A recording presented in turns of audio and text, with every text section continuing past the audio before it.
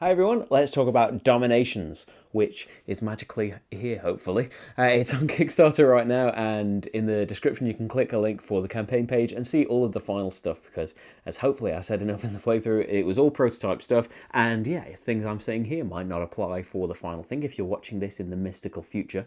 Anyway, so Dominations. I was really intrigued by the idea of first, I love civilization building games, back to playing, plenty of Civ on the PC. I really like the idea of them, but in terms of board games, we are very much against, fighting with each other and stealing from each other and stuff. Not interested in that at all. So usually most of them are just off the table for us. So when one comes along like this, that doesn't have that kind of aspect. It has, it has things like the conquest track, and it has plenty of interaction between the players in terms of cards that, if you do something, this helps me now, or the putting the dominoes on the board, putting this down is that's going to earn you resources if I do this, or putting this tile here is, that's almost formed a locus, so you might be able to get loads of resources out of this. There is interaction in other ways. There is indirect interaction, which is something that I really like. So that was one of the main things that, whenever someone asks me to do a video for a civilization building game, that's kind of my first question. That they tend to, they're 4X games, and one of the X's is exterminate, but this it represents it in different ways. But yeah, I really, really like how that element of it is done, to the point where, you have this conquest track where building cities and getting certain cards is going to give you those points, but at the end of the round, the person who has the most, you really, really want to be in charge of that, because the most powerful military of the civilizations gets to learn technologies from other ones, which maybe they didn't focus on as much because they were spending their resources getting cities out or doing other things.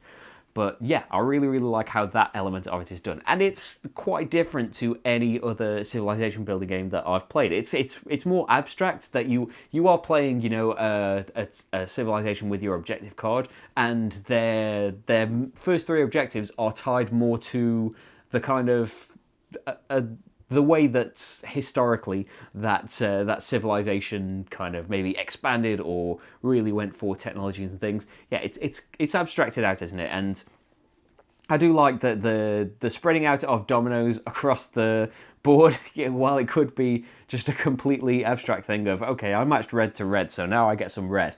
It is given, while it's not, well, yeah, it does have a kind of layer of abstraction. It is given thematic relevance to it, that you're getting stronger in art, you're getting stronger in religion, and this is you spreading out across the kingdom, and us the dominoes touching each other is our civilizations interacting and learning from each other. It's not the strongest, but they do. I really like that it's given all of this kind of context and reason. And as you are building up your mastery cards, your mastery tree, you are seeing that, okay, my civilization, yeah, we're really into the art. We've got the sculpture and things. I am definitely into religion. I've got the temples and the sacred writings and things.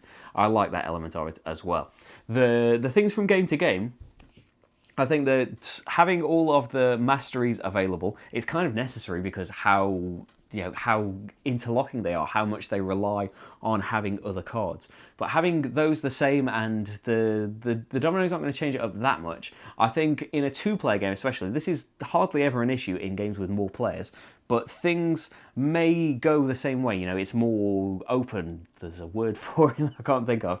And yeah, the thing that's going to change it up is the monuments, which will give you different powers, which will give you incentives to go for particular colours depending on which ones are out, which will even influence the way you want to build, because you could just, put, the first player goes, you put your tile next to theirs to make two. Okay, I've got enough resources to put this out. I'm going to just plot that down now. Well, brilliant. You've got this, but you haven't built any cities to get the points. Other people might get those now, and you've just covered up the first two tiles of the game that now don't have any resources on them. So yeah, they will affect a lot of aspects of the game, and there are only, the number of players, that's the number of monuments you'll be using, but I imagine there will be more of those in the game. Again, the campaign page will tell you that, won't it? There are only 4 in the prototype, but I imagine that through getting different powers and them needing to be on different camps and things, they are going to be the element that changes things up, because the other parts will be largely the same. You will have different objectives that, some don't care about you getting conquest points, and some really want you to do that as one of your main objectives, or some will want you to get really advanced and have a level 3 city. Some will just want you to spread out loads and just have loads of level 1 cities. So they will, influence the way you play, because they are worth tons and tons of points at the same time.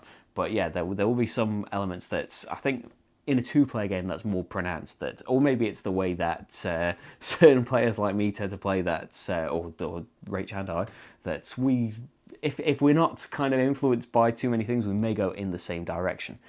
But overall, this it surprised me as well that reading the rules, I was excited by, okay, this dominoes thing sounds cool, I want to get involved in that. I really like the idea of building up these knowledge, and your limits are changed by when you build the cities of that colour, so you're incentivized to build cities, but then that spends the resources that you wanted to build up. And building the mastery tree is really nice as well, because it's got this kind of it's nothing like Viceroy, but it reminded me of that you are matching these colours up to try and, that doesn't do that much for you in the game. There are some cards that, based on the number of these connections that you've got, get a certain effect, but the biggest thing you're doing, you're building towards not just your objective card, but the number of coloured connections multiplied by the number of levels you've got of those cities by the end of the game are going to get you points. You multiply that together. If I've made 5 connections and I've got 5 levels of that coloured city, I'm going to get 25 points, which, if you have balanced all of this out right and you haven't made too many connections of irrelevant colours, then that can be a huge point swing at the end. And there are so many things to be concentrating on. I mentioned a bit at the very end of the playthrough when I was talking about what the end of the game would be like. You stop worrying as much about what the power of these masteries do, and you start worrying about, okay, how am I going to slot it into this tree so that I'm not just making, you can usually just make 1 connection out of something, but you want to be trying to make 2, 3, maybe 4 if you've built in a certain way towards the end, because you really, really want to maximize those points. There is a little, again, all of this might have changed by the time that the final thing is produced. I do think that in a 2-player game, limited experience of it, because there are inherently a lot fewer tiles going out, you are still, affecting each other, and your decisions are based on the tiles that are out there. But because there are far fewer tiles, there is a chance of certain colours not coming out as much, or maybe at all in some cases, to the point where you may have. That's down to you. If the red ones don't come out, don't make as many connections of red. But maybe it would be nice as just an idea if some tiles came out, maybe not every round because it could disrupt your plans, but maybe at the end of an age, some more tiles could come out that would change things up a little bit. But that's just a little aside, because in general, this is a really, really strong civilization building game. I think there are so many things going on that by the 3rd age, it does become such a heavy thing to, so many things have now been built up that time is running out on your objective. Your mastery tree is pretty large. You've got quite a lot of different abilities to be considering. And as I said, all of those connections that you are making is another thing to be aware of. I will say that one little downside as well is that you end up with all of these powers that are organised in such a way that you want to make all of these nice connections. That isn't ideal for remembering all of these different abilities. You might group them up to be, okay, these are the once per turns, these are at the start of the age abilities. Well, you need to have them in the configuration you've got them to get to build your tree up. So it's not. It's sometimes you will forget the abilities you've got because you might end up with a ton of them. But that's just a little thing to be aware of. But in general, I like that there are multiple copies of these mastery cards so that you can kind of, you get the nice player aid that tells you all of the colours that are available for the different masteries, but you can they move around. Their configuration doesn't really change. They're in the same order, but they move around the cards so that they will fit in your tree better. The end of the age is really great. That's not only you want to spend your resources the best way you can to maximize what you are building and the tree cards that you are getting, but also you are competing at the end. Another thing to think about is the bonuses at the end, the rolls that you will get, which can be huge point swings and can give you really, really important powers at the end as well. And yeah, the rabbit statues, they said that they might not be in there for the end of the game, but I think they're really good. They make a quirky kind of what if rabbits had started developing civilizations instead of us kind of feel to the game. But yeah, it's definitely, by the end especially, it gets to be quite a meaty, heavy, a lot of downtime between turns trying to think of, okay, how am I going to get all of this done by the end? But it has kind of built up to that. As you saw at the beginning, the turns in the beginning when you haven't got that much going on are quite snappy. But yeah, it's got quite a good escalation to the point where it does end up a little bit intimidating by the end with your wealth of powers and cities, the number of dominoes that are just out there.